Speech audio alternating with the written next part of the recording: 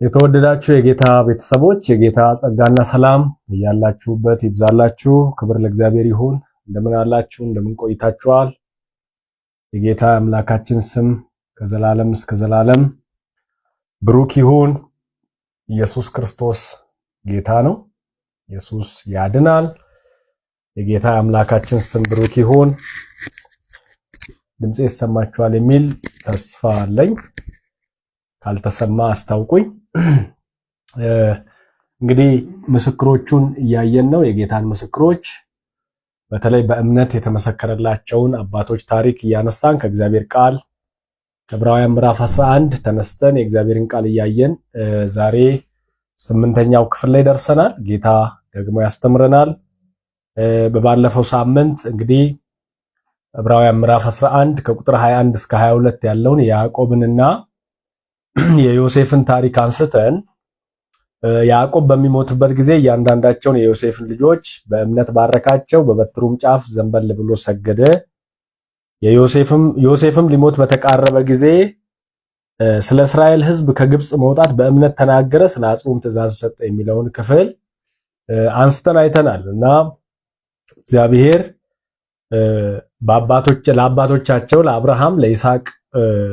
ለአብርሃምና ለይስሐቅ የተናገረውን እንዲሁ በያዕቆብ እንዳጸና ያዕቆብም እንግዲህ በሚሞትበት ጊዜ የዮሴፍን ልጆች ኤፍሬምና ምናሴን እንደባረካቸው በእምነት እንደባረካቸው አይተናል። ዮሴፍ ደግሞ ሊሞት በተቃረበ ጊዜ ለእስራኤል ሕዝብ ከግብጽ መውጣት በእምነት መናገሩን አይተናል። እግዚአብሔር አምላክ ለአብርሃም ወደ ማለለት ስፍራ ያገባችኋል፣ እግዚአብሔር ወደ ተናገረው ስፍራ ያገባችኋል ብሎ የተናገረውን በእምነት መናገሩን ደግሞ ስለመሞቱ ደግሞ በሚሞትበት ጊዜ አጽሙን ደግሞ ከዛ አውጥተው አያቶቹ አባቱና አያቱ በተቀበሩበት ስፍራ ወይም በሚቀበሩበት ስፍራ እንደሚቀበር ወይም እንዲቀበር ትእዛዝ ሰጥቷል።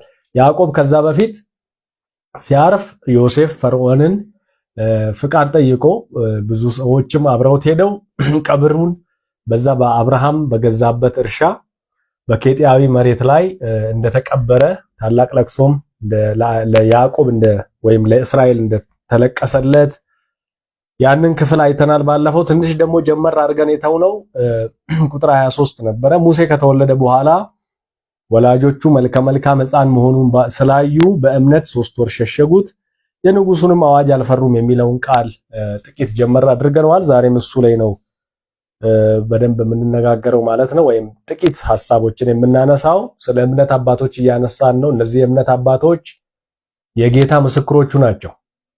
ጌታ በእነሱ ባደረገው ነገር ወይም ስለነሱ ባደረገው ነገር በእምነታቸው የተመሰከረላቸው በእምነት ድል ነሺዎች ናቸው።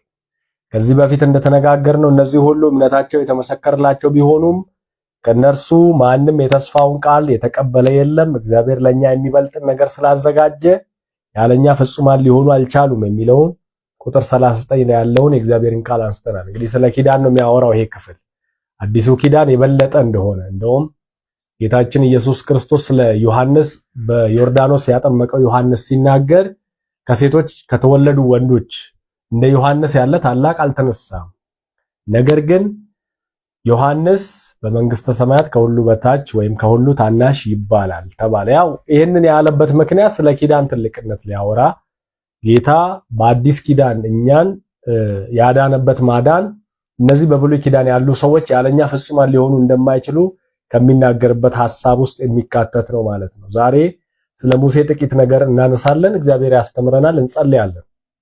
በያለንበት አንገቶቻችንን ዝቅ አድርገን በጌታ ፊት አጭር ጸሎት ጸልየን ዛሬ ደግሞ ከቃሉ እግዚአብሔር እንዲያስተምረን እንጋብዘዋለን። ጌታ መልካም ጊዜ ይሰጠናል ብዬ ተስፋ አደርጋለሁ። አጭር ጸሎት እንጸልያለን።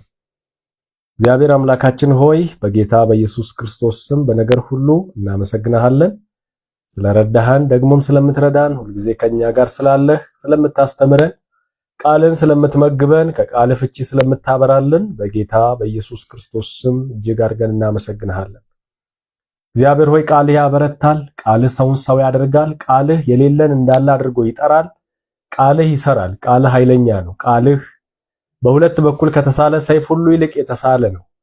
አቤቱ አጥንትን ጅማትን ቅልጥምንም የሰውን ስሜትና ሐሳብ ፍቃድ እስከሚለይ ድረስ እንደሚወጋ መጽሐፍ እንደሚነግረን ቃልህ በኢየሱስ ክርስቶስ ስም ዘልቆ ገብቶ የሚለየውን ከኛ እንዲለይ እግዚአብሔር ሆይ ማወቅ ያለብንን እንዲያሳውቀን በእምነት ደግሞ እንድንበረታ እነዚህ ሰዎችን ምስክሮች ስናነሳ ዛሬ ስለነሱ ታሪክ ብቻ አንስተን የምንቀር ሳይሆን በዚህ ውስጥ ያለውን የእምነትን ኃይል እንድንረዳ በእምነት ነገስታትን ድል ስለመንሳታቸው በእምነት አንበሶችን አፍ ስለመዝጋታቸው ማውራት ብቻ ሳይሆን ወይም መስበክ መማር መስማት ብቻ ሳይሆን በዚህም ዘመን ካለ አንበሳ እግዚአብሔር ሆይ የምናመልጥበት ብዙ ሰዎችን ሊውጡ የተዘጋጁ አንበሶች አሉ፣ ክፉዎች አሉ፣ አመጾች አሉ፣ እግዚአብሔር ሆይ ኃጢአቶች አሉ።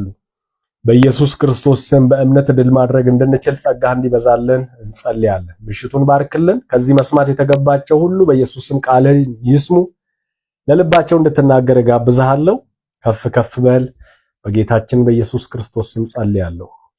አሜን። የጌታ አምላካችን ስም የተባረከ ይሁን። እንግዲህ ይሄ ትምህርት ሌሎች ጋር ተደራሽ እንዲሆን ሼር ብታደርጉት ብዬ ላሳስብ እወዳለሁ። እንግዲህ የጌታ ቃል ነው። ይሄ ቃል ኃይለኛ ነው፣ ይሰራል፣ ሰዎችን ከድካማቸው ያበረታል። መጽሐፍን በእምነት ከድካማቸው በረቱ ስለሚል ከድካማችን የምንበረታው የእግዚአብሔርን ቃል በመስማት ነው፣ የእግዚአብሔርን ቃል በማወጅ ነው፣ የእግዚአብሔርን ቃል በመኖር ነው፣ የእግዚአብሔርን ቃል በመናገር ነው፣ በማሰላሰል ነው። የእግዚአብሔር ቃል ሕያው ስለሆነ የእግዚአብሔር ቃል ሕያው ነው፣ የሚሰራ ነው፣ ሰዎችን ይሰራል። የሰውን ሕይወት የሚለውጥ የእግዚአብሔር ቃል ብቻ ነው። ብዙ መጽሐፍት ዓለም ላይ ተጽፈዋል፣ ብዙ ቃላት ተደርሰዋል በሰዎች ዕውቀት፣ ብዙ ፍልስፍናዎች አሉ፣ ብዙ ዕውቀት ተዘግቧል፣ ብዙ መዛግብት አሉ። እንደምታውቁት እነሱ የሚናቁ አይደሉም። ነገር ግን የሰውን ሕይወት በመስራት ረገድ የእግዚአብሔርን ቃል የሚያክል የሕይወትን ለውጥ ማምጣት የሚችል ሰዎችን ወደ እግዚአብሔር ማቅረብ የሚችል ቃል እንደ እግዚአብሔር ቃል የለም። ምክንያቱም ከሰሪያችን ጋር የምንተዋወቅበት የምንግባባበት አብረን የምንኖረው በእግዚአብሔር ቃል ስለሆነ እግዚአብሔር ሰሪያችን ስለሆነ እግዚአብሔር ፈጣሪያችን ስለሆነ እግዚአብሔር የኛ የሕይወታችን ባለቤት ስለሆነ ቃሉ የሚሰራ ነው። ቃሉ ይታደጋል፣ ቃሉ ያድናል፣ ቃሉ ውስጥ ኃይል አለ፣ ቃሉ የሚሰራ ነው። ቃሉ የሌለን ነገር የመፍጠር አቅም ያለው የማዳን ኃይል ያለው ኃይል ውስጡ አለ፣ የመለወጥ ሰዎችን ወደ እግዚአብሔር የማቅረብ ከክፋት የማራቅ ኃይል አለ። ሰዎችን በቅድስና የማመላለስ በእውነት የማኖር ሰዎች እግዚአብሔር በሚፈልገው ልክ እንዲኖሩ የሚረዳ ኃይል ውስጡ አለ ቃሉ። ሕዝቡ የእግዚአብሔርን ቃል ካለማወቁ የተነሳ እንደሚጠፋ ሁሉ ይናገራል። የእግዚአብሔር ቃል ራእይ ውስጡ አለው፣ ምልክት አለው። የእግዚአብሔር ቃል ተአምራት አለው። ለዛ ነው ባሪያው የእግዚአብሔር ሰው ዳዊት ሲናገር ንጉሱ ከቃልህ ተአምራትን አያለሁ ይላል። ከእግዚአብሔር ቃል ውስጥ ተአምራትን እናያለን። ተአምራት ማለት ከዚህ በፊት ሆኖ የማያውቅ ሊሆን ይችላል፣ አዲስ ክስተት በግለሰብ ሕይወት ላይ ሊሆን ይችላል፣ በቤተሰብ ሕይወት ላይ ሊሆን ይችላል፣ በማህበረሰብ ላይ ሊሆን ይችላል። እንደ ሀገር አዝ ኤ ኔሽን ለምሳሌ የእስራኤልን ሕዝብ በድንቅና በተአምራት በጸናችም ክንድ እግዚአብሔር እንዳወጣቸው ብዙ ምልክቶችን እንዳደረገ እንደምታውቁት እንደ እግዚአብሔር ሕዝብ ወይም እንደ እስራኤል ሕዝብ ተአምራትን የእግዚአብሔርን እጅ ያየ ሕዝብ አልነበረም። ስለዚህ ተአምራትን ከቃሉ እናያለን። ቃሉ ይናገራል ብቻ ሳይሆን ቃሉ ይሰራል፣ ቃሉ ያደርጋል፣ ቃሉ ይፈውሳል። ቃሉ በምድረ በዳ መንገድ ይሆናል። ኮምፓስ በሌለበት ብዙ ነገሮች በጠፉበት አውድ ውስጥ ቃሉ ምልክት ይሆናል። ቃሉ መነሻ ይሆናል። ቃሉ እድገታችን ነው። ጎልማሳ መንገዱን በምን ያቀናል ወይም በምን ያነጻል? በቃልህ አይደለምን ተብሎ ተጽፏል። በእግዚአብሔር ቃል ነው ጎልማሳ መንገዱን የሚያነጻው የሚያጠራው መንገዱን የሚቀድሰውና ለእግዚአብሔር ቃል ክብር ሊኖረን ይገባል።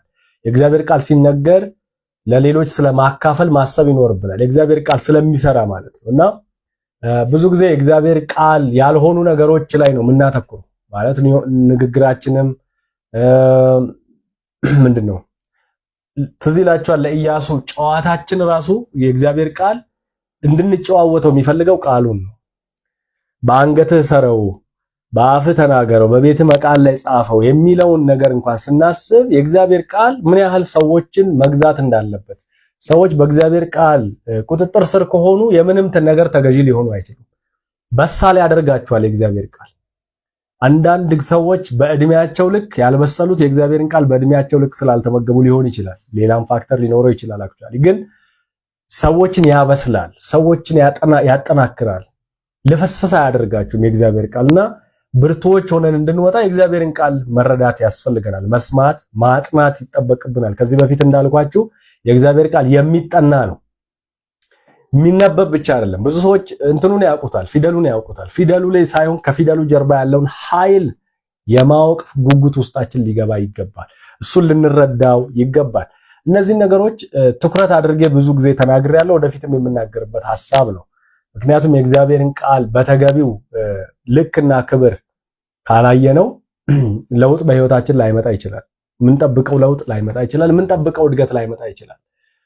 በጥሩ ሁኔታ የእግዚአብሔርን ቃል የምትመግብ ቤተክርስቲያን፣ የእግዚአብሔር ደጋግ መጋቢዎች ያሉባት ቤተክርስቲያን፣ ቃሉን የምታቀርብ አውዱን ጠብቃ የምትሰብክ የምታስተምር ሰዎችን የምትተክል ቤተክርስቲያን ብዙ ፍሬያማ ትሆናለች። የመንፈስ ቅዱስ ፍሬዎች በሰዎች ህይወት ይገለጣሉ። አልቲሜት ጎሉ ክርስቶስ በሰዎች ህይወት ተስሎ የሚገኘው በእግዚአብሔር ቃል ውስጥ ነው።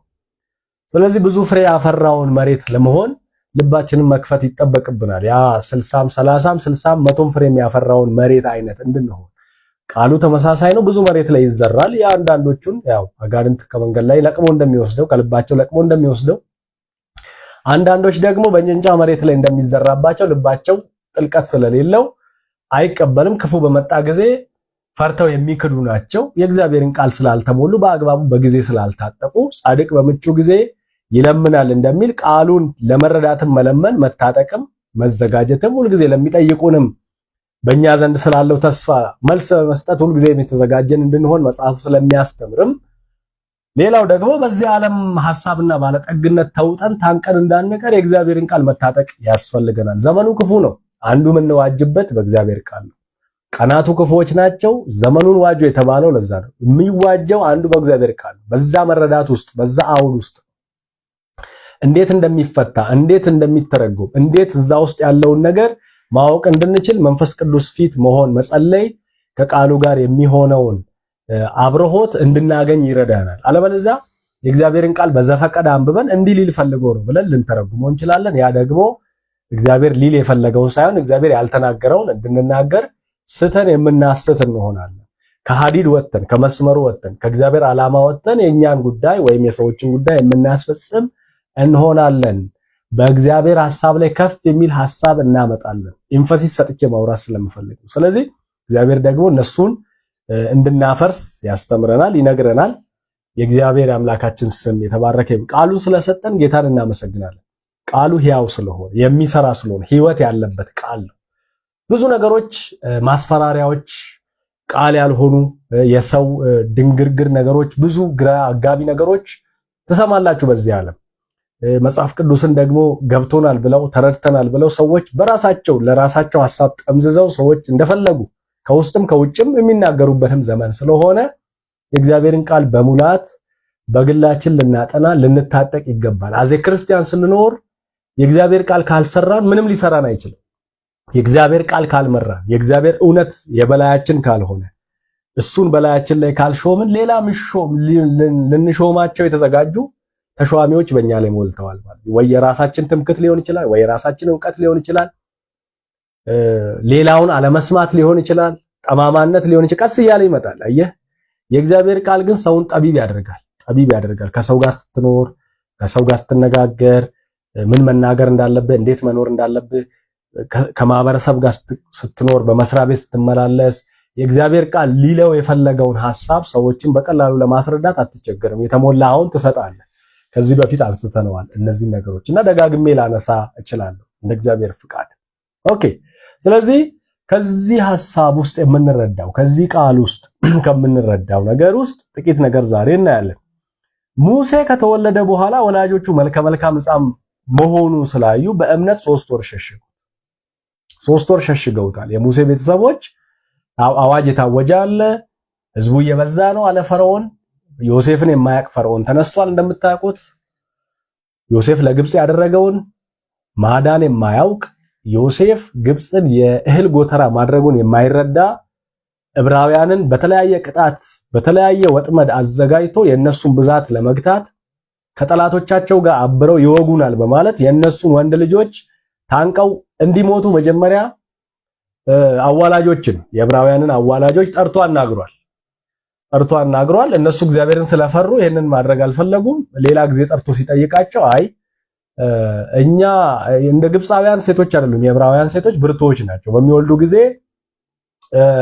ጠንካሮች ስለሆኑ እኛ ሳንደርስ ወይም አዋላጆች ሳንደርስ ነው ወልደው የሚጠብቁን። ስለዚህ እኛ ደርሰን ለማነቅ አንችልም። ወንዶች ይሁኑ ሴቶች፣ ወንዶች ከሆኑ ሰው ሳያይ እዛው እንዲገሉ ነው ፈርዖን ያስተላለፈው ወይም አዋጅ አወጀው። የሞትን አዋጅ አወጇል። ህዝቡ እየበዛ ሲመጣ ከኛ ቁጥር እየበለጠ ስለመጣ በእኛ ላይ እንዳይሰለጥን፣ በእኛ ላይ የበላይ እንዳይሆን፣ ከጠላቶቻችንም ጋር አብሮ እንዳይወጋን ማቀብ አለብን፣ ወንዶቻቸውን መግደል አለብን፣ ሴት ከሆነች ግን ተዋት ብሎ ነበርና ያንን እግዚአብሔርን ስለፈሩ እግዚአብሔር ደግሞ ቸርነት አረገላቸው ለነዚህ ለአዋላጆች ማለት ነው። እግዚአብሔር ቤቶችን ሰራላቸው ሁሉ ይላልና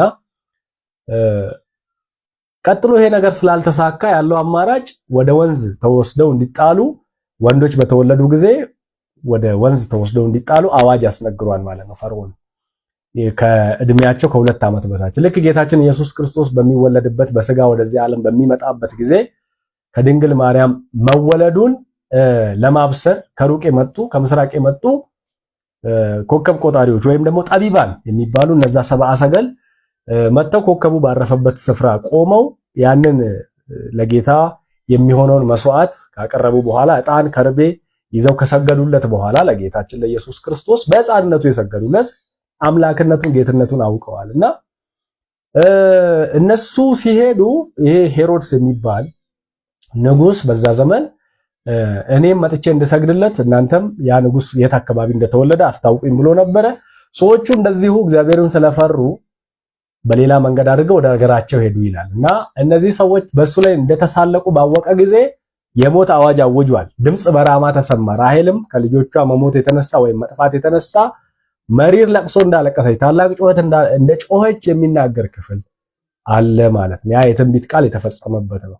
ጌታ ግን ምንድነው ዮሴፍን በህልሙ ተገልጦለት ሕፃኑን ይዘህ ወደ ግብጽ ውረድ ብሎታል። ከዛ በኋላ እነ ሄሮድስ ካለፉ በኋላ ሕፃኑን የሚፈልጉት ሞተዋልና ደግሞ ወደ አገር ተመለስ ብሎ እንዲሁ በህልም ተናገረው ማለት ነው። እግዚአብሔር በአንድም በሌላም የሚናገር አምላክ ነው።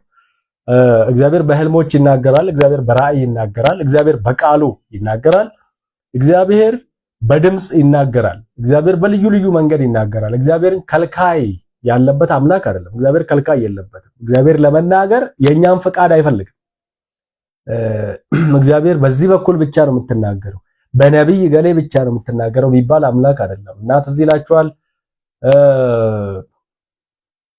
አንድ ንጉስ ያንን ጦርነት ከሌላ ንጉስ ጋር ሆነው ለማዘጋጀት በተጠራ ስብሰባ ላይ ሚኪያስ የሚባል ሰው የእግዚአብሔር ነብይ ትንቢትን ሲናገር 400ዎቹ የተናገሩትን የሚቃረን ትንቢት ሲናገር የእግዚአብሔር መንፈስ በየት በኩል አልፎ በኔ በኩል ሳይናገር እንዴት ባንተ ይሄንን ሊናገር ቻለ ብሎ በጥፊ መጥቶታል። የእግዚአብሔርን ሰው ነብዩ ሚኪያስን ማለት ነው። እና እግዚአብሔር አንተን አልፎ በዚህ ሰው ሊናገር ይችላል።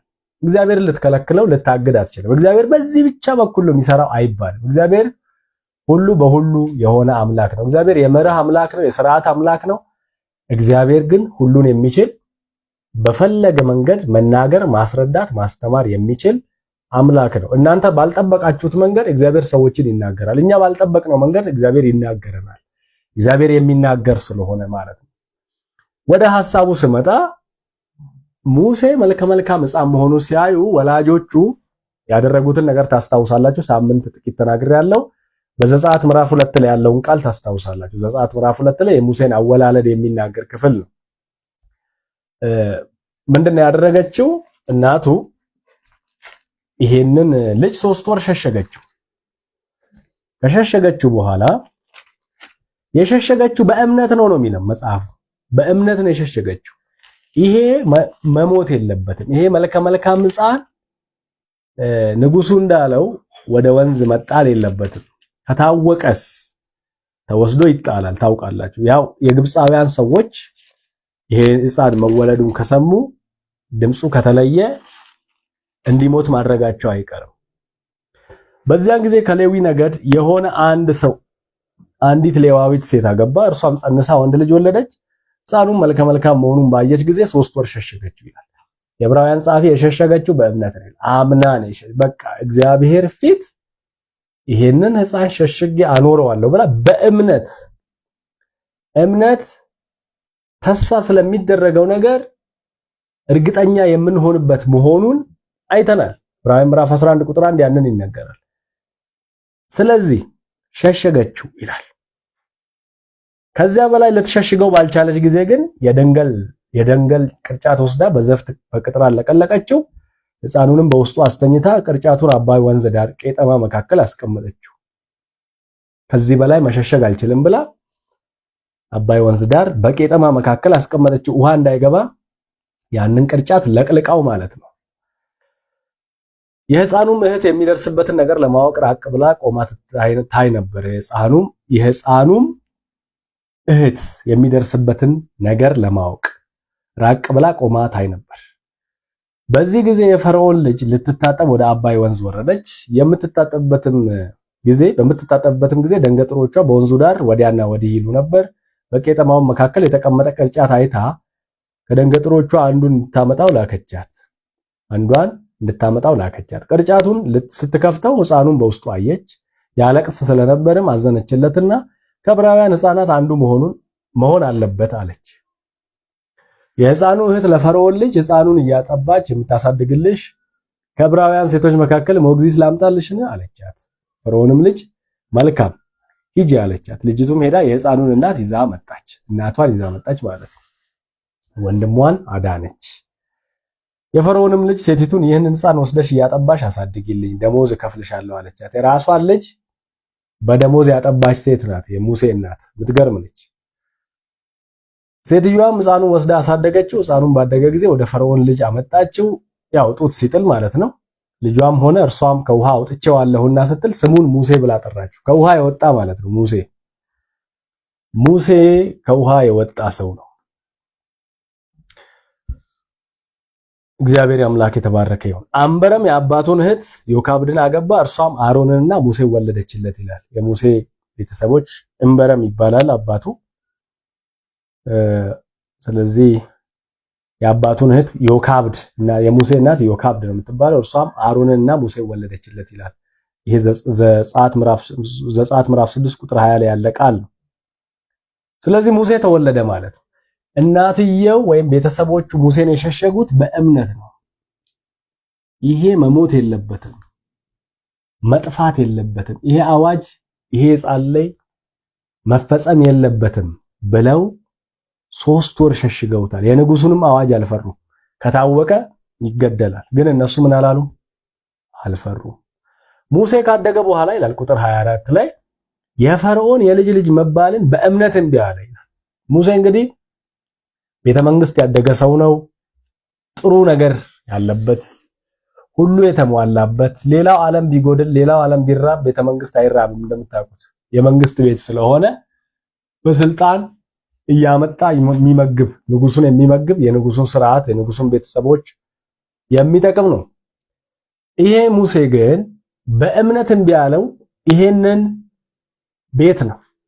አድጎ የፈርዖን ልጅ መባልን አልፈለገም። የፈርዖን የልጅ ልጅ በሷ መጠራትን እቺ ገላዋ ልትታጠብ ወርዳ ይዛው ይሄንን ሙሴ የተባለውን ሕፃን አግኝታ ወደ ቤተ መንግስት ይዛው የሄደችውን የልጄ ብላው ነው ያሳደገችው። እንደምታውቁት ያው ፈርዖንም ፈቅዶላታል።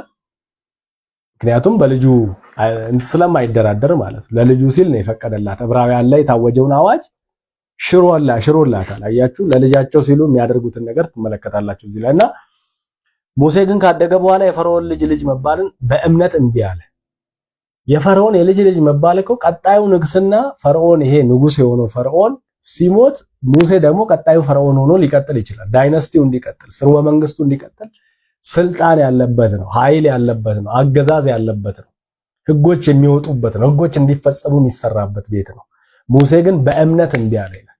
እንቢ ማለቱ ብቻ አይደለም፣ ለጥቂት ጊዜ በኃጢአት ከሚገኝ ደስታ ይልቅ ከእግዚአብሔር ህዝብ ጋር መከራን መቀበል መረጠ ይላል። ለጥቂት ጊዜ ነው። የፈለገ ቢሆን በኃጢአት የሚገኘው ደስታ የጥቂት ጊዜ ነው። እንደምታውቁት መጽሐፍ ቅዱሳችን ስለ ሰውነትን ለስጋዊ ነገር ስለማስለመድ እንኳን ሲናገር ለጥቂት ይጠቅማልና ይላል። ሰውነትን ለስጋዊ ነገር ማስለመድ ለጥቂት ነገር ይጠቅማል። እግዚአብሔርን መምሰል ግን የአሁንና የሚመጣው ህይወት ተስፋ ስላለው ለነገር ሁሉ ይጠቅማል ይላል። አንደኛ ጢሞቴዎስ ምዕራፍ 4 ቁጥር 8 ላይ እንደምታውቁት እንኳን ኃጢአት ሰውነትን ለስጋዊ ነገር ማስለመድ እንኳን ጥቅሙ ጥቂት ጊዜ ነው። በኃጢአት የሚገኘው ደስታ በጣም ጥቂት ጊዜ ነው። ማለት ለጥቂት ጊዜ እኮ ኢንጆይ ታደርጋለህ፣ ትደሰታለህ። ለጥቂት ዓመታት ረጅም ቢባል ጥቂት ነው፣ በእግዚአብሔርም ፊት ጥቂት ነው። ያው የሰውን እድሜ ከዚህ በፊት አንስተነዋል። አሁን በጣም ጥቂት ነው የሰው እድሜ። ከዛ በኋላ ድካም ነው ያለው 70 80 ብሏል ዳዊት። ከዛ በኋላ ድካም ነው።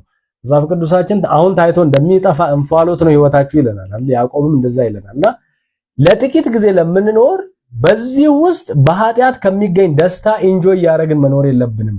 ሙሴን እንመልከተው። ሙሴ የእግዚአብሔር ምስክር የሆነው የፈርዖን የልጅ ልጅ መባልን፣ ሹመትን፣ ስልጣንን ማግኘትን ማለት ሀብት መካከል እኮ ያለ ሀብትን እንዴት ሰው እምቢ ይላል? በዚህ ዓለም ስሌት እኮ በእምነት ስሌት ካላያችሁት በዚህ ዓለም ስሌት እኮ ትዝ ይላችኋል ጌታ ኢየሱስ ክርስቶስን ይሄ ሰው ባለጠግነትን ንቋል ብለው ሲሳለቁበት ፈሪሳውያን እናንተ ባለጠጎች ወዮላችሁ፣ አሁን የምትስቁ ወዮላችሁ፣ በኋላ ታለቅሳላችሁ።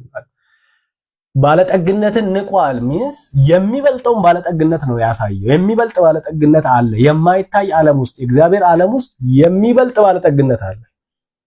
ሙሴ የፈርዖን የልጅ ልጅ ቢባል ባለጠጋ ነው የሚሆነው፣ ሀብታም ነው የሚሆነው፣ ምንም ችግር የለም። ባለስልጣን ነው የሚሆነው፣ ሹመኛ ነው የሚሆነው። እንደምታውቁት አድጓል እኮ ካደገ በኋላ ነው የሚለው ማስተዋል ሲችል። ታውቃላችሁ ሙሴ በግብጽ ባለው ጥበብ ሁሉ የሰለጠነ እንደሆነ ያደገ የበረታ እንደሆነ ታስታውሳላችሁ። ያውቃል በግብጽ ውስጥ ያለውን ዕውቀት ጥበብ ሁሉ የበረታ ሰው ነው።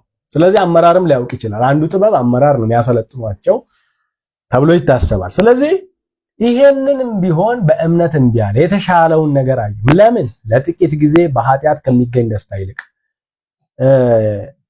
እቺን ኃጢአት ብትሰራ ከዛ በኋላ እባርክሃለሁ ብሎ ሰይጣን ቢመጣ ወደ ህይወታችን ወይም ደግሞ እድሎች ቢመጡ ሰይጣንን ተዉት፣ የሙሴ አይነት እድሎች ቢመጡ ምን ያህሎቻችን አይ እግዚአብሔር የሚከብርበትን ስራ ለመስራት መከራ እቀበላለሁ፣ እግዚአብሔር ለሚከብርበት የሱን ፍቃድ ለማድረግ መከራ እቀበላለሁ፣ የሚመጣውን ነገር እሸከማለሁ እንላለን?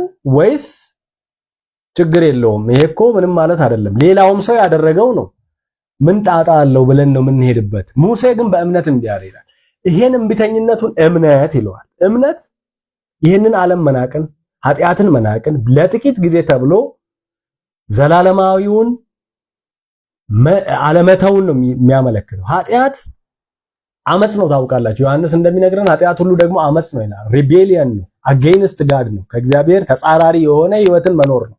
ልብ ውስጥም ኃጢአት ይጸነሳል ታውቃላችሁ። ከዛ አድጎ ሞት ይወለዳል እንደምታውቁት። ምኞት መጀመሪያ የምትጸነሰው በልባችን ውስጥ፣ ከዛ በኋላ አድጋ ኃጢአት ሆና ካደገች በኋላ ስትወለድ ምን ትሆናለች? ሞት ትሆናለች እንደምታውቁት። አመፃን እምቢ አለ። ለጥቂት ጊዜ የሚገኝ ደስታ አለ ኢንጆይ የምታደርጉት። እናንተ የቤተ መንግስት ሰው ከሆናችሁ የምትከለከሉት ነገር የለም፣ ስልጣን በእጃችሁ ነው። ሙሴ ይሄንን በምን እምቢ አለ ይላል? በእምነት እምቢ አለ። ሪጀክት አደረገ። ከዛ የሚመጣው ነገር ይቅር አለ ማለት ነው። ክብር ለእግዚአብሔር ይሁን። ከእግዚአብሔር ሕዝብ ጋር መከራን መቀበል ያማረጠው ነገር የሚገርም ነው። የእግዚአብሔር ሕዝብ ጌታ ኢየሱስ ክርስቶስ እስከሚመጣ ድረስ አሁንም ለሚያገለግሉም ሰዎች መከራ ሊሆን ይችላል። አብሮ መከራ መቀበል ያስፈልጋል። መከራ የሚያመጣ ሕዝብ ሊሆን ይችላል። አገልግሎት ውስጥ መከራ አብሮ የሚመጣ ሊሆን ይችላል። እንደ ሙሴ ለሚያገለግል ሰው ከባድ ነው። ምን አይነት መከራ? ልዩ ልዩ መከራ፣ ኢንተርናል የሆነ ኤክስተርናል የሆነ መከራ። የህዝቡ አመፀኝነት በዚህ መንገድ ከውጭ ያለው ተግሳጽ ምንድነው? ከውጭ ያለው የጠላት ስራ ይሄ ህዝብ እንዳይሄድ ርስቱን እንዳይወርስ እግዚአብሔር ለጠራው ዓላማ ግቡ ጋር እንዳይደርስ የሚታገለው ትግል፣ ልዩ ልዩ ነገስታቶች በዚህ መንገድ አታልፉም የሚሉ እስራኤልን የሚገዳደሩ ይሄንን ህዝብ ለመምራት ሙሴ መከራን መቀበል ምርጫው አደረገ። ከእግዚአብሔር ህዝብ ጋር ይላል። መከራ የሚያመጡ ሰዎች ጋር ነው ያለው። መከራ የሚያመጡ ከውጭ ያሉ ሰዎች ጋር ነው ያለው። በዚህ መካከል ነው ህዝቡን የሚመራው ማለት ነው። ይሄንን ምርጫው አደረገ። የፈርዖን የልጅ ልጅ መባልን ትቶ ያለ ቻሌንጅ መምራትን ትቶ ማለት ይቅርታ ከሙሴ የምንማረው ይሄንን ነው። እኛም በተለያየ ፖዚሽን ላይ የምንኖር የምናገለግል በተለያየ የሥራ ዘርፍ ላይ ተሰማራን ዝቅም ከፍም በሰው እይታ ዝቅም ከፍም ብለን የምንሰራ የምናገለግል ሰዎች ከሙሴ የምንማረው ነገር የእግዚአብሔርን ነገር ቅድሚያ እንድንሰጥ ነው። ትልቅ መስሎ የታየው ነገር ለጥቂት ነው። ቴስቲ የሚመስለው ነገር ያው በኃጢአት እኮ መኖር ያው እንደምታውቁት ለጥቂት ጊዜ እኮ ደስታ አለው። ለጥቂት ጊዜ እኮ ደስታ አለው። ለምሳሌ በዝሙት እኮ ብንወድቅ ኃጢአትነቱ ወቀሳው የመንፈስ ቅዱስና የህሊና ወቀሳው ከኛ ጋር ይዘልቃል እንጂ በዛ ሰዓት እኮ ኢንጆይ እኮ እያደረግን ነው። ታውቃላችሁ፣ ኢንጆይ ታደርጋለህ እኮ ለጥቂት ጊዜ ደስታ አለው። ኃጢአት ነው ግን ቀጥሎ ያለውን ነገር መቋቋም አትችልም። ኃጢአት ሰርተህ መንፈስ ቅዱስንም እግዚአብሔርን ስላሳዘንክ ማለት ነው። ህሊናህንም ያው ህሊናህን ካልሸጥክ መንፈስ ቅዱስን አለመስማት ካልጀመርክ ማለት አውቀህ ካልዘጋህ ጆሮህን ትወቀሳለህ። ስለ ኃጢአት የሚወቅስ መንፈስ እኛ ጋር አለ። ታውቃላችሁ፣ ሰዎች ዓለምን ብቻ የሚወቅስ ይመስላቸዋል። እኛ ውስጥም ሆኖ ይወቅሰናል። ትክክል ባንሆን ሊመልሰን፣ ጋይድ ሊያረገን፣ ድካማችንን ሊያግዝ፣ ስንፍናችንን ሊያግዝ፣ ከኛ ላይ ሊያነሳ ሊረዳን መንፈስ ቅዱስ ከኛ ጋር አለ። ከዚህ በፊት አውርተነዋል እሱ።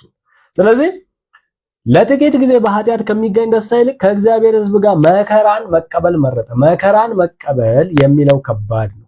ሰው እንዴት ድሎትን እምቢ ብሎ በእምነት መከራ ለመቀበል ሰው እኮ በዚህ ዘመን ስብከት አስቡት። መከራን በእምነት እምቢ ብያለሁ ብለን ወዴት ነው የምንሸሸው? ቢመቸን ወደ ድሎት ነው የምንሸሸው።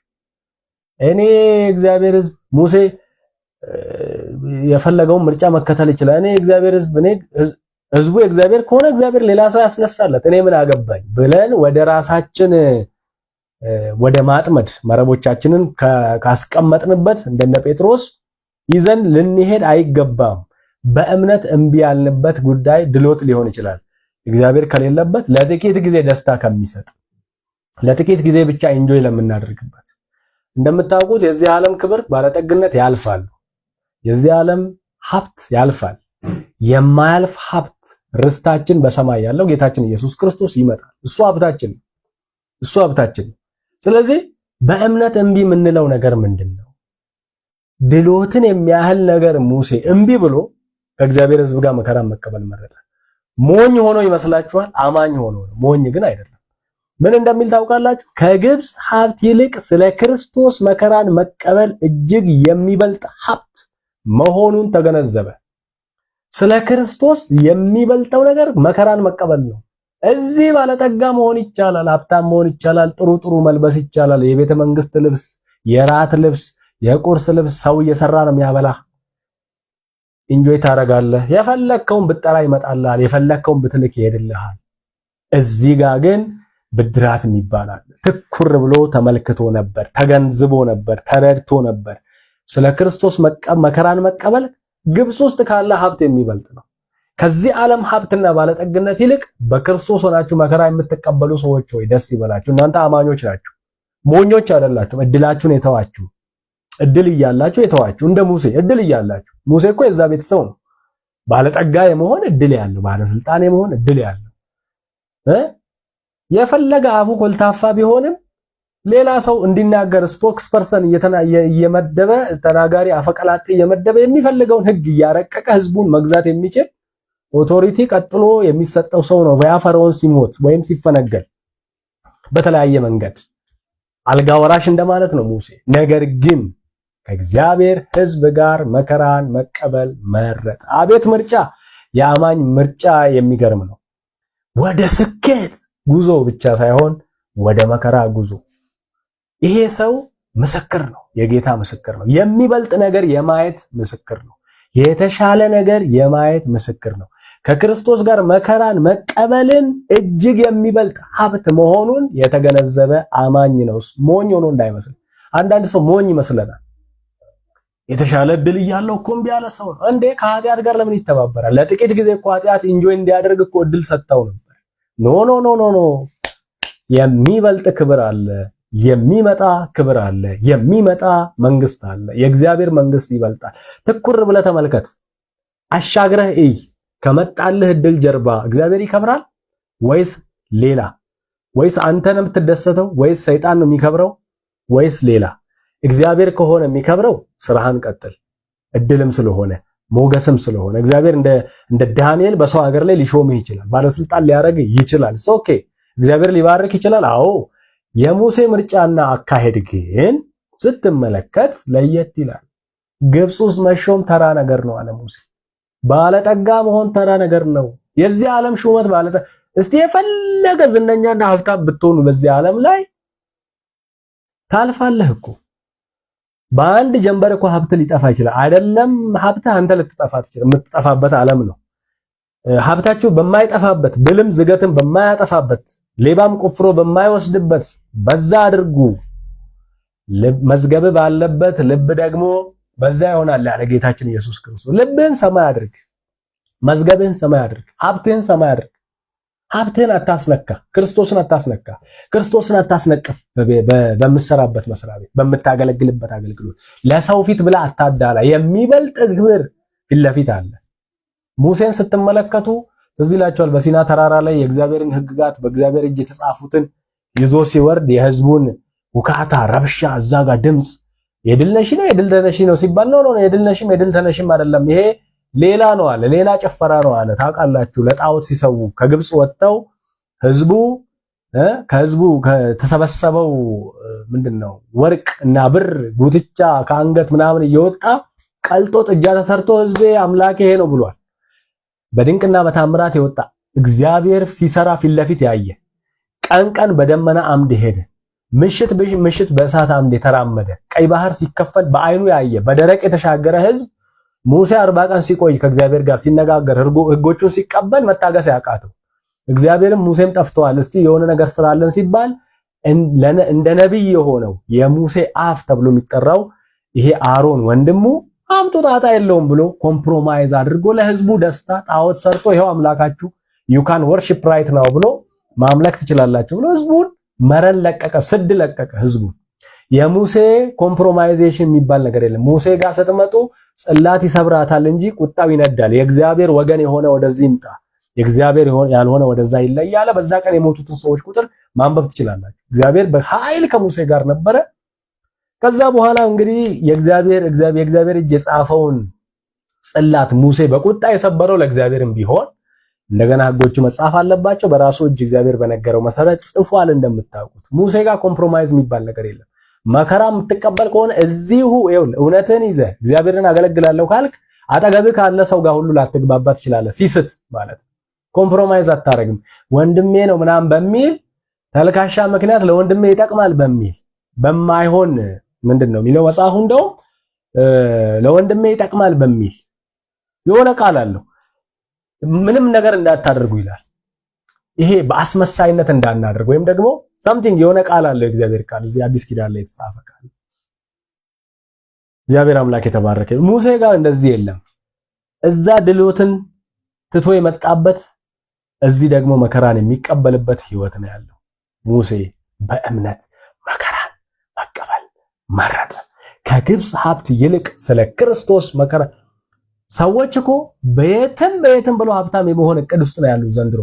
የማይገዙት የማይሸጡት ነገር የለም በቤተ ክርስቲያን ታውቃላችሁ። የማይሸጥ በዚህ ዘንድሮ መቼም ውጪ ይሸጥ ችግር የለም። ውጪ እኮ ስለ ውጪው በውጪ ላይ ስላሉት እግዚአብሔር ይፍረዳል አለም ጳውሎስ። እግዚአብሔር ይፈርዳል ችግር የለም። በቤት ውስጥ ስላሉ ሰዎች ግን አንዳንዱ ሰዎች መፍረድ የለባችሁም ወይ? አትፍረድ የሚለውን ብቻ ነው ወይ ያነበባችሁት? እናንተ በቤት ውስጥ ባሉ ሰዎች ላይ አትፈርዱም ምን ብሎ ጳውሎስ የወቀሳቸው ሰዎች የሉም? በቤተ ክርስቲያን ታሪክ አታውቁም? መጽሐፍ ቅዱስ ላይ ይሄ ሁሉ ንግድ በእግዚአብሔር ቤት ውስጥ ሲደረግ ሁሉም ሰው ነው እንደሚገዛው የሚሸጠው። ምን ያልተገዛ ሰሞኑን ሚዲያውን የሞላውን ነገር ታውቃላችሁ። ከዚህ በፊት ዘይቶች ነበሩ የሚሸጡት፣ ጨው ይሸጣል፣ ቲሸርት ይሸጣል። በእግዚአብሔር ስም ያልተሸጠ ነገር የለም። ሰው ብቻ እኔ እንጃ ሰው ሳይሸጥ አይቀርም አላውቅም። አሁን ደግሞ ሰሞኑን የሆነ ምን እንደሆነ ተብሎ የሆነ በትር ነገር ቆመጥ ነገር ሲሸጥ ነበር። እግዚአብሔር ይቅር ይበላችሁ። ከስተታችሁ ተመለሱ። ከንግዳችሁ ተመለሱ። ይሄ የጌታ ድምጽ ነው። የእግዚአብሔር አገልጋይ ሐቀኛ አገልጋይ ስትሆን፣ ነብይ ስትሆን፣ እንደ ሙሴ ስትሆን አጠገብህ ካለ ሰው ጋር ሁሉ ስለ እግዚአብሔር ልትጣላ ትችላለህ፣ ላትግባባ ትችላለህ። ፈቀቅ ያሉ ሰዎችን መመለስ ይኖርብሃል። ይሄ ሰው ፈቀቅ ብሎ ያውቃል። ይሄ አብሮት ያለ ሰው አሮን የሚባል ሰው ለሙሴ እንደ ነብይ የሆነ ንግግሩ እንደ ነብይ የሆነለት አፉ የሆነለት ሙሴ ከእግዚአብሔር የተቀበለውን መልእክት ለሱ ነግሮ እሱ ለህዝቡ የሚናገርለት ሰው ስቶ ያውቃል። እንደ ወንጌል እውነት መሄድም እንዳልወደደ ባየው ጊዜ አለ ጳውሎስ ሐዋርያው ጳውሎስ ኬፋን ፊት ለፊት ተቃወምኩት ብሏል። በሁሉ ፊት ተቃውሞታል። ኬፋ ወይም ጴጥሮስ አይሁድን ሲያይ እንደ አይሁድ በህግ ነው የሚዳነው። አዎ በኢየሱስም በህግም ይዳናል ይላል፣ ይጸደቃል ይላል። አህዛብን ወይም ጀንታይልስን ሲያይ ደግሞ እነዚህን ይመስላል ማለት እስስታማ አካሄድ ይሄዳል። የእስስት ጸባይ ያሳያል፣ የተለያየ አይነት ከለር ያሳያል። እና ጴጥሮስ ይሄ ነገር በፍጹም አለ ሰው በህግ አይጸድቅም፣ ሰው የሚጸድቀው በእምነት ነው፣ ሰው የሚጸድቀው በጸጋ ነው ብሎ ትምህርቱን ገስጾ ጴጥሮስን ገስጾ ልክ አስገብቷል። ስለዚህ ሙሴም ቢሆን በሞት ነበር ያን ጊዜ ታውቃላችሁ፣ እጅ በእጅ ነው ብሉይ ኪዳን አደገኛነቱ። የእግዚአብሔር ቁጣ ነደደ ካለ ማብረጃው የለም፣ የክርስቶስ ደም ስለሌለ እዛው ዋጋህን ታገኝ ነበር። በድንጋይም ቢሆን ሰው ይወግርሃል ወይ መሬት ተሰንጥቃ ትውጣለች ምናምን። አዲስ ኪዳን ስለሆነ እግዚአብሔር አልተለወጠም፣ አሰራሩ ግን ተለውጧል። ግን ከባዱ ነገር ለእግዚአብሔር ነው የምንታዘዘው ወይ ነው። አገልጋይ ብንሆን ሙሴ እኮ መከራን ለመቀበል ሁሉን ትቶ የወጣ ሰው። አገልጋይ ስንሆን ለእግዚአብሔር ነው የምናደላው ወይስ ለሰው ነው የምናደላው? የሰው ፊት አይተን መልእክት እንቀይራለን እንደሌሎች ወይስ እንደ ሙሴ የሰው ፊት አይተን መልእክት አንቀይርም? ሙሴ የእግዚአብሔር ነብይ ነው፣ የነብይነትን መለኪያ ነው። ሌሎች ነቢያት ሙሴ ያልሆነውን አልሆኑ። ኤልያስንም ብታይ ሌሎቹንም የእግዚአብሔር ነቢያት ብትመለከቱ በአዲሱ በብሉዩ ሙሴ እነሱ ላይ የታየው ነገር ሙሴ ላይ ታየ፣ ያልታየ ነገር የለም። ሪፈረንሳቸው ሆኗል ማለት ነው ሙሴ። ክብር ለእግዚአብሔር ይሁን። እንግዲህ ሙሴን እግዚአብሔር ከመጥራቱ በፊት ያለውን ነገር ነው እያነሳን ያለነው። ከግብፅ ሀብት ይልቅ ስለ ክርስቶስ መከራን መቀበል እጅግ የሚበልጥ ሀብት መሆኑን ተገነዘበ። ስለ ክርስቶስ መከራን መቀበል እጅግ የሚበልጥ ሀብት ነው ወገኖች። ጌታን እያልክ አንተ ስታካብድ ጓደኞች ጥለው ሄዱ ይላል። ይሄ ዓለምና ሰይጣን እየመጣ ጓደኞቻችን ጥለውን ይሄዱ፣ መንገዱን ጨርቅ ያርግላቸው። ጌታን ብዬ አልከስርም። በዚህ ዓለም ብከስር በዛኛው ዓለም አልከስርም። እንደኔ ሀብታም የለም። አልሰማም የሰይጣንን ስብከት። አትስሙ ወገኖች። ሰዎችን መስሎ ጓደኛን መስሎ ቤተሰብን መስሎ ሹክ የሚላችሁን የሰይጣንን ድምጽ፣ የስንፍናን ድምጽ፣ ከክርስቶስ ወንጌል ወደ ኋላ የሚስባችሁን ድምጽ አትስሙ። አለመስማት መብታችሁ። በእምነት መንገድህን ገስግሳባ። እምነት ተስፋ ያደረከውን ነገር ፊት ለፊት ተስፋችን ክርስቶስን እያየን ፊት ለፊት የምንራመድበት የእርግጠኝነት መንገድ ነው። የእርግጠኝነት ነው። የጀግኖች መንገድ ነው። የእምነት መንገድ የሚታይ ነገር አይደለም። ተስፋ የሚያደርገው የማይታየውን ተስፋ የሚያደርግ ይመጣል። ጌታ በዚህ ጉዳይ ላይ አለ የሚል በዚህ ጉዳይ ላይ እግዚአብሔር ይገለጣል የሚል ተጨባጭ እምነት፣ ተጨባጭ ተስፋ። ክብር ለእግዚአብሔር ይሁን። ስለዚህ ከግብፅ ሀብት ይልቅ ስለ ክርስቶስ መከራን መቀበል እጅግ የሚበልጥ ሀብት። መከራን መቀበል ሀብት ነው በክርስትና። መከራን አንድ መዝሙር አለ አይደል? የወንጌላዊ ደሉ ጸጋዬ መዝሙር ይቅርብኝ ማለት የፈርዖን ግቢ የንጉሥ ልጅነት የኃጢአትም ገቢ ትርፌ ነበረውን ለሥጋዬ ደስታ መናቅ ይመጣል ለሞተልኝ ጌታ ይቅርብኝ ማለቴ ታይቶኝ ብድራቴ። ሃሌሉያ ሃሌሉያ! ክብር ለኢየሱስ ይሁን። የሚያባብል ነገር ሞልቶ በከተማ ነፍሱን ላያረካው ሰው ሁሉ ሲሻማ አይጠቅምም ብዬ ብጎስም ስጋዬን ከዚህ የሚበልጠውን አይቼው ጌታዬን ይቅርብኝ ማለቴ ታይቶኝ ብድራቴ ዞር ብዬ ሳየው አድሮን አይቆጨኝም ወዮ ወዮስ ብሎ አያጸጽተኝም ከማንም ከምንም ኢየሱስ ይበልጣል ባለጠግነት ነው ለእርሱ ብሎ መጣል። ሃሌሉያ! ይሄ ነው የእምነት ጉዞ። ባለጠግነት ነው አለ ሙሴ። ከእግዚአብሔር ጋር ከክርስቶስ ጋር መከራን መቀበል፣ ከእግዚአብሔር ሕዝብ ጋር መከራን መቀበል፣ ድሎትን እምቢ ማለት። ግብጽ ማለት የዚህ ዓለም ምሳሌ ነው። እግዚአብሔር ከግብጽ አውጥቼ ወደ ከነዓን አስገባችኋለሁ፣ ለአባቶቻችሁ ለአብርሃም ለይስሐቅና ለያዕቆብ የተናገርኩትን እፈጽማለሁ፣ ወተትና ማር ወደምታፈሰው አገባችኋለሁ፣ እንደ ዋዛ አይለቃችሁም ፈርዖን፣ እኔ ግን በጸናችና በበረታች ክንድ እንድትለቀቁ አደርጋለሁ፣ ለሰው ሁሉ ደግሞ ሞገስ ሆነዋለሁ፣ በሚወጡ ጊዜ ሀብትን ይሰበስባሉ፣ ማንም ጎረቤቱን ቢለምን ወይም ያለበትን ቢጠይቅ ግብፃዊ ጠቅላላ እያወጣ ሀብቱንና ንብረቱን ይሰጠዋል። እኔ እግዚአብሔር ይሄንን ተናግሬያለሁ ያለ አምላክ ነው የምናመልከው። ክብር ለኢየሱስ ይሁን። ስለዚህ ሙሴ ክርስቶስን ብድራቱን ተመለከተ። ብድራታችን ክርስቶስ ነው። ብድራታችን ክርስቶስ ነው። ሃሌሉያ። ወደፊት የሚቀበለውን ብድራት ከሩቅ ተመልክቷልና የንጉሱንም ቁጣ ሳይፈራ ግብፅን ለቆ ወጣ፣ በእምነት ለቆ ወጣ ይላል። እንግዲህ አስቡ፣ 3 ወር በእምነት ቤተሰቦቹ ሸሽገውታል። ካደገ በኋላ በእምነት እምቢ አለ። የፈርዖን የልጅ ልጅ መባልን እምቢ አለ። ከእግዚአብሔር ሕዝብ ጋር መከራን መቀበል መርጧል።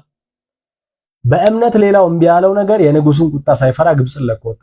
ይሄ ምናልባት እንግዲህ አንድ ጊዜ ወረድ ብሎ ታስታውሳላችሁ፣ ከቤተ መንግስት አካባቢ ለቆ ዕብራዊ ስለሆነ ዕብራዊነቱን ያው ይታወቃል። ወጣ ብሎ ቤተሰቡን፣ ጓደኞቹ፣ ወዳጆቹን ለማየት ወይም የዛን ሀገር የሱ ወገኖች ለማየት እንደወረደ ታውቃላችሁ። እዛ አንድ ዕብራዊና አንድ ግብፃዊ ሲጨቃጨቁ ግብፃዊው ተነስቶ ዕብራዊውን ሲመታ ወይም የሆነ ክፉ ድርጊት ሲፈጽም ያይና ሙሴ በግብፃዊው ላይ የኃይል እርምጃ ወስዶ ግብፃዊ እጁ ላይ ሲሞት ታያላችሁ። ከዛ በኋላ አፈር አልብሶት አሸዋ አልብሶት ሄደ ማለት። በሌላ ቀን 2 ዕብራውያን እርስ በርሳቸው ሲላተሙ ያያል፣ ሲጣሉ ያያል። እናንተ ደግሞ ምን ሆናችሁ ነው እርስ በርስ? እናንተ እኮ እርስ በርስ ወንድሞች ናችሁ ብሎ ለማስታረቅ ጥረት ሲያደርግ የማናቅ እንዳንመስል ግብፃዊውን ያደረከውን እኛንም ልታደርግ ነው እንዴ ብለው ሲናገሩት ሙሴ ፈርዖንን ነገር ከሰማ አደጋለሁ በማለት ለቆ ወጥቷል። ወደ ዮቶር ሄዷል፣ ወደ ሚዲያም ሄዷል እና ሚዲያም ሄዶ 40 ዓመት ቆይቷል። እግዚአብሔር አምላክ የተመሰገነ ይሁን። ከዛ በእምነት ነው ግብፅን ለቆ የወጣው ይላል። የማይታየውንም እንዳየው አድርጎ በመቁጠር በሐሳቡ ጸና።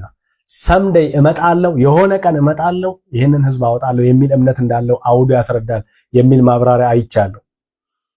በኩሮች የሆኑትን የሚገድለውን ቀሳፊ የእስራኤልን በኩር ልጆች እንዳይገድል ፋሲካን በእምነት አደረገ፣ ደምንም ረጨ ይላል። እንደምታስታውሱት ፋሲካ ማለት ማለፍ ማለት ነው። ግብፃውያንን ያለፈ ምንድነው? ዕብራውያንን ያለፈ ግብፃውያንን የቀሰፈ መልአክ ሲመጣ፣ የሞት መልአክ ሲመጣ ወደ ዕብራውያን ቤት እንዳይመጣ መቃኑን ጉበኑን በደም የረጨ ነው። በአዲስ ኪዳናችን የጌታችን ኢየሱስ ክርስቶስ ደም ነው ከኃጢአት ሁሉ ከክፉ ሁሉ የሚጠብቀን የሚያድነን። ስለዚህ ሙሴ ፋሲካን በእምነት አደረገ ይላል፣ ደምንም ረጨ ይላል። አገልጋይ ነው ሙሴ። ህዝቡን ታድጓል። ህዝቡን ከዛ ሞት አድኗል። መልእክትን አምጥቷል። ለህዝብ የሚሆን መልእክት፣ ለወገኖቹ የሚሆን መልእክት አምጥቷል። ለህዝቡ የሚሆነውን ሀብት ወይም ምንድነው ማዳን፣ የእግዚአብሔርን ማዳን ያሳየ ሰው ነው። የጌታ አምላካችን ስም የተባረከ ይሁን። ስለ ሙሴ ጥቂት ነገር ነው እዚህ ላይ ለመናገር ዛሬ ያሰብኩት። እንግዲህ በሐዋርያት ሥራ ምዕራፍ 7 ላይ ያለውን ጥቂት ደግሞ እናያለን። ከቁጥር 20 እስከ 36 ላይ ስለ ሙሴ የተመሰከረ የእስጢፋኖስ ምስክርነት እንግዲህ እስጢፋኖስ በጣም ትረካዎቹ የሚገርሙ ናቸው። በድንጋይ ሊወገር ቀርቦ በሸንጎ ፊት ቀርቦ ስለ ክርስቶስ የመሰከረ፣ ክርስቶስን እየመሰከረ ክርስቶስን እያየ እየተወገረ የተሰዋ ሰው ነው። በደስታ ጌታን እያየ ጌታ ሊቀበለው እያየ የሚገርም ታላቅ ምስክርነት ያለው በመንፈስ ቅዱስ የተቀጣጠለ የሚገርም ሰው ነው እስጢፋኖስ እንደምታውቁት። እና ስለ ሙሴ የሚናገርበት ክፍል ላይ ከቁጥር 20 ጀምሮ እንደዚህ ይላል። በዚህ ጊዜ ሙሴ ተወለደ፣ እርሱም በእግዚአብሔር ፊት ሞገስን ያገኘ ውብ ሕፃን ነበረ። የአባቱን ቤት 3 ወር በእንክብካቤ አደገ። ወደ ውጭ በተጣለም ጊዜ የፈርዖን ልጅ አግኝታ ወሰደችው፣ እንደ ራሷ ልጅም አድርጋ አሳደገችው። ሙሴም የግብጾችን ጥበብ ሁሉ ተማረ፣ በንግግሩም በተግባሩም ብርቱ ሆነ። ሙሴ 40 ዓመት በሆነው ጊዜ ወንድሞቹን የእስራኤልን ልጆች ሊጎበኝ በልቡ አሰበ። ቅድም ያልኳችሁ ታሪክ ነው፣ ጠቅላላ ሪቪዥን ነው ይሄ። እርሱም አንድ ግብፃዊ ከወገኖቹ አንዱን በደል ሲያደርስበት አይቶ ግብፃዊውንም ገደለ። ለተገፋው ወገኑም ተበቀለ። ወገኖቹም እግዚአብሔር ከእርሱ ጋር በእርሱ እጅ ነፃ እንደሚያወጣቸው የሚያስተውሉ መስሎት ነበር። እነርሱ ግን አላስተዋሉም። በማግስቱም ደግሞ ሁለት እስራኤላውያን ሲጣሉ ደረሰ። ሊያስታርቃቸውም ፈልጎ ሰዎች እናንተ እኮ ወንድማማቾች ናችሁ፣ እንዴት እርስ በርሳችሁ ትጎዳዳላችሁ? አላቸው። በባልንጀራው ላይ በደል ሲያደርስ የነበረው ሰው ግን ሙሴን ገፈተረውና እንዲህ አለ፣ አንተ ገዢና ፈራጅ አድርጎ በእኛ ላይ የሾመህ ማን ነው? ወይስ ትላንትና ግብፃዊውን እንደገደልከው እኔን ልትገድለኝ ትፈልጋለህን? ሙሴም ይህንን እንደሰማ ሸሽቶ በምድያም አገር መጻተኛ ሆኖ ተቀመጠ። በዚያም ሁለት ወንዶችን ልጆች ወለደ። ከ40 ዓመት በኋላ በሲና ተራራ አካባቢ ባለው ምድረ በዳ በሚነድ ቁጥቋጦ ነበልባል ውስጥ መልአክ ተገለጠለት። ስለ ጥሪው የሚናገር ክፍል ነው። መልአክ ተገለጠለት። ክብር ለእግዚአብሔር ይሁን። ሙሴም ባየው ነገር ተደነቀ። ነገሩን ለማጣራት ወደዚያ ሲቀርብ የጌታ ድምፅ እኔ የአባቶችህ አምላክ የአብርሃም የይስሐቅ የያዕቆብ አምላክ ነኝ ሲል ሰማ። ሙሴም በፍርሃት ተዋጠ፣ ለመመልከትም አልደፈረም። ጌታም እንዲህ አለው፣ የእግርህን ጫማ አውልቅ፣ የቆምክባትንም ስፍራ የተቀደሰች ምድር ናትና። በግብፅ ያለውን የሕዝቤን መከራ በእርግጥ አይቻለሁ፣ የጭንቅ ጩኸታቸውንም ሰምቻለሁ፣ ላድናቸውም ወርጃለሁ። አሁንም ና ወደ ግብፅ መልሼ እልክሃለሁ። እንግዲህ እነዛ ገዢና ፈራጅ አድርገ የሾመ ማን ነው ብለው የናቁት ይህንን ሙሴ እግዚአብሔር በቁጥቋጦ ውስጥ በታየው መልአክ አማካይነት ገዢና ታዳጊ አድርጎ ወደ እነርሱ ላከው። እርሱም መርቶ ከግብፅ አወጣቸው። በግብፅ በቀይ ባህርና በምድረ በዳ 40 ዓመት ድንቅ ነገሮችና ታምራዊ ምልክቶችን አደረገ የሚል ትረካ ስለ ሙሴ ጽፏል ማለት ነው፣ ወይም ተናግሯል። እስጢፋኖስ የተናገረውን በሐዋርያት ሥራ መጽሐፍ ላይ ተጽፎ እናገኛለን። ክብር ለእግዚአብሔር ይሁን። ስለዚህ ሙሴ መጠራቱ የሚደንቅ ነው። እኛ ላይ ገዢና ፈራጅ ያደረገ ማን ነው የሚል ጥያቄ ሲነሳበት ኦኬ ብሎ ሄዶ ነበር። እግዚአብሔር ግን ገዢና ፈራጅ አድርጎ አዳኝ ታዳጊ አድርጎ ለሕዝቡ መድን አድርጎት መስፍን አድርጎት እንደገና እግዚአብሔር ልኮታል ማለት ነው። ያንን መላኩን የሚናገር ክፍል ነው የእስጢፋኖስ ምስክርነት ነውና ሙሴ እምቢ ያላቸውን ነገሮች ተመልከቱ። በዚህ ዘመን ያለን ክርስቲያኖች ስለ ክርስቶስ ብለን የምንተወው ነገር አለ? ራሳችንን እንጠይቅ። ይሄ ጌታ የሚከብርበት ስልጣን አይደለም። ይሄ ጌታ የሚከብርበት የሥራ አይነት አይደለም። ይሄ እግዚአብሔርን የሚያስደስት ነገር አይደለም። ድሎት ቢኖረውም ምቾት ቢኖረውም ስለ ክርስቶስ ስለ የምተወው ነገር ነው የምትሉት ነገር አለ? እየጨረስኩ ነው። አለ የምንተወው ነገር ስለ ጌታ መንግስት ብለን የምንተወው ነገር? መልስ መመለስ እየፈለግን የተውናቸው ጉዳዮች የሉም? አስቧቸው። ስለ ጌታ ብለን የተውናቸው የሉም? አሉ እኮ በደንብ ብታየው አሉ። ስለ ጌታ ብለን የምንተወው እየቻለን ስለ ጌታ ብለን የምንተወው ሌላው ሲዘርፍ መዝረፍ እያቃተን ሳይሆን መዝረፍ እየቻለን እድሉም እያለን ስለ ጌታ የምንተወው እናንተ ምስጉኖች ናችሁ። እናንተ ብድራታችሁ ታላቅ ነው። እንደ ሙሴ ተኩር ብላችሁ ተመልክታችኋል። አይኖቻችሁን ከዓላማችሁ ላይ እግዚአብሔር ከጠራችሁ ተልእኮ ላይ አለመንቀላችሁን ያሳያል። እንግዲህ መጠራት ማለት የሙሴን መጠራት ስታስቡ ለሆነ የተለየ ተልእኮ ወይም ዓላማ መለየት ማለት መንፈስ ቅዱስ ትዝ ይላችኋል። ለዩልኝ ብሏል አይደለ? ጾመው ከጸለዩ በኋላ ለጠራኋቸው ስራ ለዩልኝ ብሏል። በአዲስ ኪዳን በአንጾኪያ በነበረችው ቤተክርስቲያን የሚጾሙና የሚጸልዩ ቅዱሳን ነበሩ። የተጠሩ ቅዱሳን ናቸው። ከዓለም የተጠሩ ከጨለማ ወደሚደነቅ ብርሃን የመጡ ናቸው።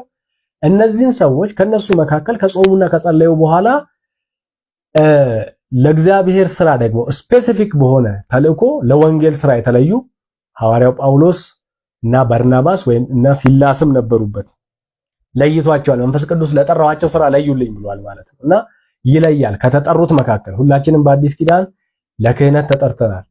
የንጉስ ካህናት ተብለናል። ቅዱስ ሕዝብ፣ ለርስቱ የተለየ ወገን ተደርገናል። በክርስቶስ ኢየሱስ ሆኖልናል። ከተጠራን መካከል በመጀመሪያው ጥሪ ወደ ክርስቶስ ከመጣን ሰዎች መካከል ደግሞ ለአገልግሎት እግዚአብሔር ለተለየ ተልእኮ ለቤተ ክርስቲያን ስራ፣ ለቅዱሳን ህንጸት፣ ለቅዱሳን መገንባት፣ ለቤተ ክርስቲያን መታነጽና ማደግ መስፋት፣ በቁጥርም በጥራትም ወደ ደቀ መዝሙርነት እንድናድግም ክርስቶስን እንድንመስልም በውስጥም ለሚያገለግሉ እየወጡም ለሚያገለግሉ በተለይ ሐዋርያነትና ወንጌላዊነት እየወጡ የማገልገል እየወጡ የመመለስ ወደ ቤተክርስቲያን እየወጡ ሰዎችን ለክርስቶስ እየማረኩ የመመለስ በቤተክርስቲያንም የማገልገል ሌሎቹ ደግሞ መጋቢያን። እዚህ ይላችኋል ኤፌሶን ምዕራፍ 4 ቁጥር 11 ጀምሮ ክርስቶስ ወደ ላይ በወጣ ጊዜ ምርኮን ማረከ አይደል? ለሰዎችም ስጦታን ሰጠ። አንዳንዶችን ሐዋርያት አደረጋቸው፣ አንዳንዶችን ነቢያት፣ አንዳንዶችን ወንጌል ሰባኪዎች፣ አንዳንዶችን እረኞችና አስተማሪዎች አድርጎ ሰጠ ይላል። ስጦታ ናቸው እነዚህ ሰዎቹ ራሱ የተሰጡ ናቸው። የጸጋ ስጦታዎች በመካከላችን በብዛት የሚገለጡ ናቸው። ታውቃላችሁ። ስለ ጸጋ ስጦታዎች አንደኛ ቆሮንቶስ ምዕራፍ 12ን ምዕራፍ 7ን ማንበብ ይቻላል። አንደኛ ቆሮንቶስ ምዕራፍ 14 ደግሞ ስላጠቃቀማቸው ማንሳት ይቻላል። ስለዚህ እግዚአብሔር ጠራው ከተባለ አንድ ሰው ለሆነ ለተለየ አገልግሎት ለተለየ ሚሽን እግዚአብሔር ተልእኮ አለው። በትውልድ መካከል ዓላማ አለው። ሰዎችን ይልካል። በተለያየ ሁኔታና በተለያየ አካሄድ እግዚአብሔር ሰዎችን ይጠራል። የሚጠራው ለስራው ነው የሚጠራው። ስለዚህ ሙሴ በአንድ አስደናቂ ሴናሪዮ እግዚአብሔር ጠራው። የሚቃጠል ግን የማይነድ ወይም ደግሞ የሚነድ ግን የማይቃጠል ብርሃኑ የሚታይ ግን ኃይሉ ቁጥቋጦውን የማይበላው ማለት ነው እሳት አሳየው። በዛ ስፍራ እግዚአብሔር በድምጽ ተናገረው። እኔ አባቶቼ አብርሃም የይስሐቅ የያዕቆብ አምላክ ነኝ። ወደ ግብጽ ትመለሳለህ፣ ህዝቡን ከዛ ባርነት ታስለቅቃለህ። ህዝቡን በባርነት አይለቅም፣ ከባርነት በነፃ ቶሎ አይለቅም። እኔ ግን በጸናችና በበረታች ክንድ ያስለቅቀዋለሁ ብሎ ስለ ንጉሱም ራሱ ነግሮታልና ማን ነው የላከኝ ልበላቸው ሲል ያለና የሚኖር ስሜ ያለና የሚኖር ብሎት እግዚአብሔር ስሙን አስታውቆታል። ስለዚህ ምልክቶችን ከጠየቀ በኋላ ተመልሶ ወደ ግብጽ ወርዷል ማለት ነው። ከዛ የተባለውን ቃል ፈጽሟል። ሙሴ ካደገ በኋላ የፈርዖን ልጅ መባልን በእምነት እምቢ ብሏል። ለምን እምቢ አለ? ለጥቂት ጊዜ በኃጢአት ከሚገኝ ደስታ ይልቅ የትንፍጭው ዱቄቱን አምጪው ከሚባለው መንገድ ይልቅ ከእግዚአብሔር ሕዝብ ጋር መከራን መቀበል መረጠ። የተሻለው ነገር የእግዚአብሔር ሕዝብ ጋር መከራን መቀበል ነው። እዚህ ያለው ድል ያልፋል። እዚህ ያለው ድሎት ያልፋል። እዚህ ያለው ምቾት ያልፋል። ከግብጽ ሀብት ይልቅ ለክርስቶስ መከራን መቀበል እጅግ የሚበልጥ ሀብት መሆኑን ተገንዝቧል። ለክርስቶስ መከራን መቀበል ሀብት ነው ወገኖቼ። ስለ ክርስቶስ ነው የምትቀበሉት መከራ። ሀብታሞች ናችሁ። በማን ዘንድ? በእግዚአብሔር ዘንድ። በሰው ዘንድ ደሃም ተባሉ፣ እዚህ ግባም አትባሉ ሰዎችም ሆኑ። መጽሐፉ ምናምንቴዎችን መረጠ አይደለም የሚለው ስለ ምርጫው ራሱ ሲናገር በዚህ ዓለም የተናቁ ሰዎችን እኮ ነው የመረጠን እኛን ማለት። ይህ ዓለም እኮ ሊቀበለን የማይችል ምን አለው እሱ ማን ነው? ብዙ የሚያስቀምጠው ክራይቴሪያ አለ ይህ ዓለም። ስለ ክርስቶስ መከራን መቀበል ልዩ ነው ወገኖቼ። ሙሴ ከእግዚአብሔር ሕዝብ ጋር መከራ መቀበል መረጠ። መከራ የሚያመጣ ሕዝብ ሙሴን እኮ አስቆጥቶ ድንጋይ ያስመታ ነው። ድንጋዩ ላይ ተናገር የተባለ ቃሉን በቁጣ በጣም አጉረምራሚ ሕዝብ መምራት ከባድ ነው። የሕዝቡ ባህሪ ከባድ ነው። እናነሳለን በሚቀጥለው። ስለ ሕዝቡ ደግሞ ቀጥሎ እንናገራለን። ይሄ በደረቅ ምድር የተሻገረው ፈረሱና ፈረሰኛውን በባህር ጣለ እያለ የዘመረው ያሸበሸበው እልል ያለው በኋላ የእግዚአብሔር ሕዝብ ጠላትም ሆኖ ተነስቷል። የእግዚአብሔር ጠላትም ሆኖ ተነስቶ አጉረምራሚ ሆኖ ብዙዎች ረግፈው በምድረ በዳ ብዙዎች ወድቀው እናያለን። ከዛ ከአንደኛ ቆሮንቶስ ምዕራፍ 10 ጋር እያስተያየን አዲስ ኪዳናችን ምንድነው የቆመ የሚመስለው እንዳይወድቅ ይጠንቀቅ ያለበትንም አውድ አንስተን እናያለን። ስለ ሕዝቡ የጌታ አምላካችን ስም ተባረከ ተመሰገነ ይሁን። በእምነታችሁ በርቱ። በልዩ መከራ ብታልፉ በክርስቶስ ጉዳይ ላይ እግዚአብሔር ከፊት እናንተን ባለጠጋ ያደርጋችኋል። ትልቅ ባለጠግነት ከፊታችሁ አለ። ድህነት ከፊታችሁ የለም። በዚህ ዓለም ብቻ አይደለም ባለጠግነት፣ በዛ ዓለም ሀብታምና ባለጠጎች ናቸው። መዝገባችሁ ላይ ስላለ ልባችሁም በላይ ስለሆነ ስለ ክርስቶስ መከራን ስለምትቀበሉ ከሕዝቡ ጋር መከራን ስለምትቀበሉ አገልግሎታችሁን ስለማትንቁ ጥሪያችሁን ስለማትንቁ ሰዎች ቢያቃልሉት ሰዎች ቢያጣጥሉት እንትና እኮ ዝም ብሎ ነው ቢሉ እናንተ ስለ ክርስቶስ መከራን ብትቀበሉ ስድባቸውን ብትሰሙ ንቀታቸውን ብትሰሙ ሐሜታቸውን ብትሰሙ ኖ እግዚአብሔር ካስቀመጠኝ ከፍታ አልወርድም ዝቅ ብል ለሰዎች ነው እንጂ ስለ ክርስቶስ መከራን መቀበሌ የኋላ የማታ ድል አለው ስኬት አለው እግዚአብሔር ይሸልመኛል ብሎ ማሰብ ከኛ የሚጠበቅ ነው። የአትኩሮ ተመልካቾችን ህይወት ነው በእምነት ውስጥ የምናየው። ስለዚህ ዛሬ ያነሳነው ምስክር የሚደንቅ ምስክር ነው። ከግብጽ ሀብት ይልቅ ስለ ክርስቶስ መከራን መቀበል እጅግ የሚበልጥ ሀብት መሆኑን የተገነዘበ የእምነት ምስክር፣ የጌታ ምስክር። ከዚህ ሰው የምንማረው ብዙ ነገር አለ። ነብይነት፣ እግዚአብሔርን ወክሎ ህዝብ ፊት መቆም ነው። እውነቷን መናገር ነው። ህጉን መናገር ነው። ቃሉን መናገር ነው። አንገተ ደንዳና ጠማማ ልብ የማይሰማ አመፀኛ ሰው መምራት ማለት ነው። መከራ የውጭ ብቻ አይደለም፣ የውስጥ መከራ አለ። ስጋዊነት የጎላባቸው መንፈሳዊነትን የማይፈልጉ ሰዎች ጋር መጋፈጥ፣ እግዚአብሔርን በቀጥታ መስማት የማይፈልጉ ከእግዚአብሔር እግር ስር መማር የማይፈልጉ የዚህ ዓለም ሐሳብ ያሰከራቸው ሰዎችን መምራት ነው። በጣም ከባድ ነው። መከራ ነው። አገልግሎት እንደውም ወደ መከራ መጠራት ነው። ለባርነት መጠራት ነው። እናንተን ደስ ለማሰኘት እዚህ ጋር መቀመጥና እግዚአብሔርን ደስ ለማሰኘት እዚህ ጋር መቀመጥ፣ በህዝቡ ፊት ቆሞ ማገልገል ለየቅል ናቸው። ስለዚህ ምርጫችሁን አስተካክሉ። የምናገለግል ሰዎች ክርስቶስን እናሳይ። ሙሴ ትኩር ብሎ ተመለከተ፣ ብድራቱን ታላቅ ሆኖ አገኘው። ሀብቱን ይሄን መከረኛ ህዝብ ብመራ ብድራቴ ታላቅ ነው ብሎ ስለ ክርስቶስ መከራን መቀበል ምርጫው አደረገ። እግዚአብሔር አምላክ አብዝቶ ይባርካችሁ። ጌታ ከእናንተ ጋር ይሁን። ትምህርቱን ሌሎች ሼር አድርጉ። ኮፒ ሊንክ ለካ አይባልም በፌስቡክ ላይ ሼር አድርጓቸው። በቲክቶክም ያለን ትምህርት ይቀጥላል። ነገ ሮብ የምንጀምረው አዲስ የመጽሐፍ ክፍል አለ። ሮብና አርብ ተከታታይ ትምህርቶችን እየተማርን ነው። እግዚአብሔር ያስተምረናል፣ ከቃሉ እንማራለን። እግዚአብሔር እየመገበን ነው፣ እያስተማረን ነው። በእነዚህ ምስክሮች ህይወት ዙሪያ እግዚአብሔር ብዙ ኃይል እየሰጠን ነው ብዬ አምናለሁ። ቃሉን ሲልክ ሊፈውሰን ነው። እግዚአብሔር ስተን ቢሆን ሊመልሰን ነው። የተሳሳተ የተዛባ አካሄድ ላይ ካለን ወደ ትክክለኛው እንድንመጣ ነው። እኔም በጣም ወዳችኋለሁ። እግዚአብሔር ደግሞ ከኔ በላይ አብዝቶ ይወዳችኋል። እግዚአብሔር ይጠነቀቅላችኋል። ክብር ለእግዚአብሔር ይሁን። ስለዚህ በእምነት እምቢ ማለት ያለባችሁን እምቢ በሉ። ምርጫችሁን አስተካክሉ።